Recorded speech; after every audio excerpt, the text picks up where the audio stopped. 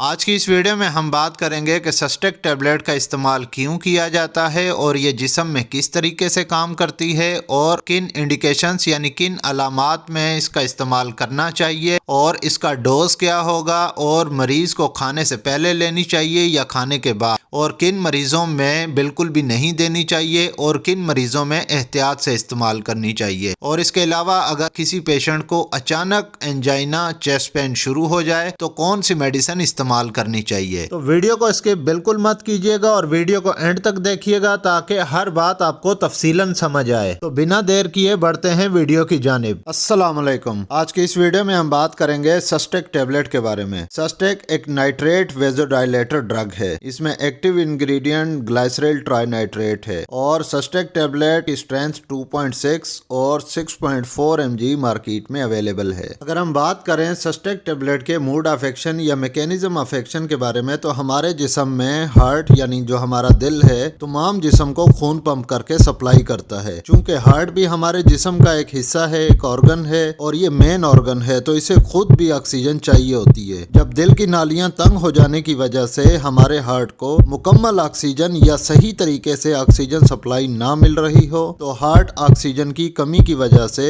मामूल के मुताबिक हार्ट पंपिंग नहीं कर पाता और हार्ट पंपिंग करने के लिए मजीद जोर लगाना पड़ता है, जिससे एक वक्त ऐसा आता है कि हमारा हार्ट पंप करते करते थक जाता है और मरीज को सीने में दर्द महसूस होता है जिसको हम एंजाइना कहते हैं। यानी उस शख्स को चेस्ट पेन यानी सीने में दर्द होना शुरू हो जाता है। तो जब इस कंडीशन में सस्टेक टैबलेट का इस्तेमाल किया जाता है तो सस्टेक टैबलेट उन वेजल्स, उन आर्टरीज को, उन दिल की नालियों को डायलेट करती है यानी फैला देती है, उनको खोल देती है। दिल की तंग नालियां खुलने की वजह से, रिलैक्स होने की वजह से, डायलेट होने की वजह से हार्ट को दोबारा ऑक्सीजन मामूल के मुताबिक मिलने लगती है और हार्ट उसी तरीके से ही मामूल के मुताबिक पंपिंग शुरू कर देता है और मरीज को चेस्ट पेन कंट्रोल हो जाता है यानी मरीज के सीने में से जो दर्द होता है वो खत्म हो जाता है। सस्टेक टैबलेट दिल की तमाम नालियों को रिलैक्स करती है जिससे हार्ट को ऑक्सीजन की सप्लाई मुकम्मल मिलती रहती है और हार्ट नॉर्मल तरीके से मामूल के मुताबिक काम करता रहता है। इसके अलावा सस्टेक टैबलेट का इस्तेमाल हार्ट अटैक से बचाने के लिए भी इस्तेमाल की जाती है। इसके इस्तेमाल से हार्ट अटैक होने का खतरा बहुत कम हो जाता है। जो अफराद हाई ब्लड प्रेशर या दिल के आर्जे में मुब्तला हों उन अफराद में सस्टेक टैबलेट का भी इस्तेमाल किया जाता है और ये कॉम्बिनेशन थेरापीज में इस्तेमाल की जाती है, यानी ये दूसरी दवाइयों के साथ मिल के इस्तेमाल की जाती है कि इन मरीजों में किसी भी वक्त चेस्ट पेन यानी एंजाइना हो सकता है तो ऐसे मरीजों को अलामात के मुताबिक ही इस्तेमाल करवाई जाती है। इसके अलावा जो अफराद शुगर के मर्ज यानी डायबिटीज में मुब्तला होते हैं तो ऐसे अफराद में एंजाइना चेस्ट पेन की अलामत बहुत कम मिलती हैं क्योंकि ऐसे पेशेंट्स में ये ज्यादातर साइलेंट होती हैं, खामोश अलामत होती हैं। इन अफराद में ज्यादातर हार्ट अटैक होने का खतरा भी होता है। तो ऐसे पेशेंट्स जो डायबिटिक पेशेंट्स होते हैं उनमें रिस्क फैक्टर्स को देखकर सस्टेक टैबलेट का इस्तेमाल किया जाता है।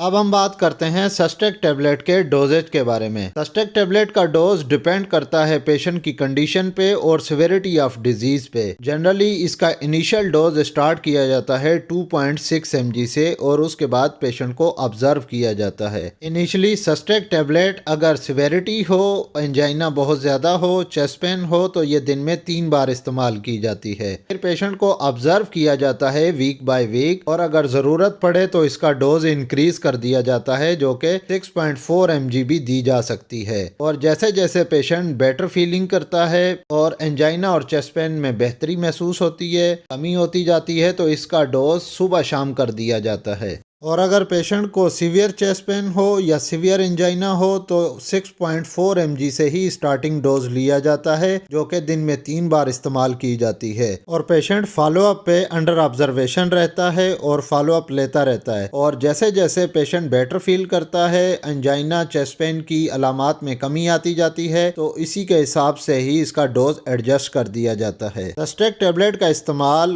बिफोर मील यानी खाने से पहले इसको टैबलेट को ले लेना चाहिए। अगर आप सुबह का डोज ले रहे हैं तो इसको टैबलेट को नाश्ते से पहले लेना चाहिए, और इसी तरह ही अगर दोपहर का डोज है तो खाने से पहले इस टैबलेट को ले लेना चाहिए। और अगर किसी पेशेंट का सुबह दोपहर शाम या सुबह शाम है तो शाम की टैबलेट जो लोग देर से रात का खाना खाते हैं उन पेशेंट्स को पहले लेनी चाहिए, और जो पेशेंट्स रात का खाना जल्दी खा लेते हैं तो ऐसे पेशेंट्स को 2 से 2.5 घंटे के बाद यह टैबलेट इस्तेमाल करनी चाहिए। और एक बात जहन नशीन कर लें कि इस टैबलेट को साबित निगलना चाहिए, चबानी नहीं चाहिए। अब हम बात करते हैं कि सस्टेक टैबलेट को किन पेशेंट्स में इस्तेमाल नहीं करना चाहिए, यानी किन पेशेंट्स के लिए ये कंट्राइंडिकेटेड है। ऐसे पेशेंट्स जिसको सीवियर एनीमिया हो यानी कि खून की कमी हो, या ऐसे पेशेंट्स जिनको हेड इंजरी हुई हो या सेरिब्रल हेमरेज हो, या ऐसे पेशेंट्स जिनको इंसिपिएंट ग्लूकोमा हो। अब हम बात करते हैं कि सस्टेक टैबलेट को प्रेगनेंसी में इसका इस्तेमाल करना चाहिए या नहीं। सस्टेक टैबलेट प्रेगनेंसी में इस्तेमाल नहीं करना चाहिए, ये कंट्राइंडिकेटेड है, क्योंकि रिसर्च और क्लिनिकल ट्रायल के मुताबिक सस्टेक टैबलेट प्लेसेंटा क्रॉस कर जाती है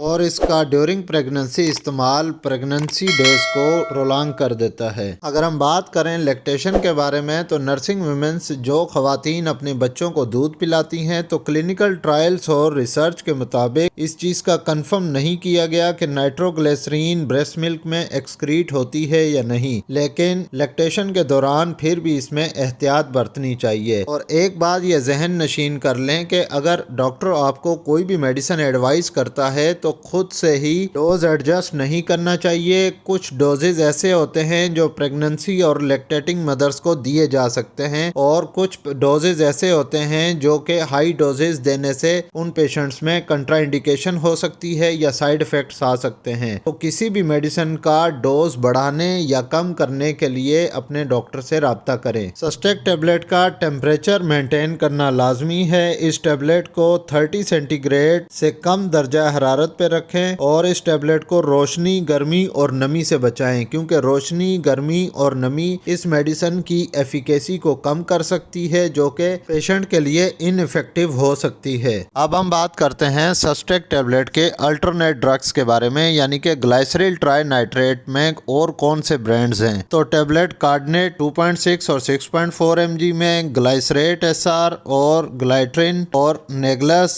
नाइट्रिल, नाइट्रोसिन, नाइट्रोमेंट, नाइट्रोसेट, नाइट्रोसस्ट और वेबसर tablet as a alternate brand market में अवेलेबल हैं। सस्टेक टैबलेट चूंकि लॉन्ग एक्टिंग ड्रग है तो इसका जो पीक टाइम होता है वो 2 आवर्स या 3 आवर्स के बाद होता है, जबकि इसमें शॉर्ट एक्टिंग ड्रग्स जो हैं वो एंजीलिंगुअल या एंजीसिड हैं, जो कि 0.5 mg की आती है और वो विद इन सेकेंड्स एंजाइना और चेस्ट पेन को रोकने के लिए काम करती है। अगर किसी पेशेंट को हार्ट अटैक हो रहा हो या हार्ट अटैक की अलामात मिल रही हो तब शॉर्ट एक्टिंग ड्रग एंजीलिंगुअल या एंजीसिड टैबलेट का इस्तेमाल किया जाता है, जो कि विद इन सेकेंड्स काम करती है। और अगर किसी पेशेंट को हार्ट अटैक हो रहा हो तो फौरी तौर पर हार्ट को ऑक्सीजन मुहैया करती है और हार्ट अटैक से बचा लेती है। ये वीडियो आपको कैसी लगी कमेंट करके लाजमी बताइएगा। इस वीडियो को लाइक करना ना भूलिएगा, और अगर आप मेरे चैनल पे नए हैं तो इस चैनल को सब्सक्राइब कर लें और साथ ही बेल आइकन का बटन ऑन कर लें ताकि हर नए आने वाली वीडियो का नोटिफिकेशन आपको मिल सके। तो मिलते हैं किसी नेक्स्ट वीडियो में, तब तक के लिए अल्लाह हाफिज़।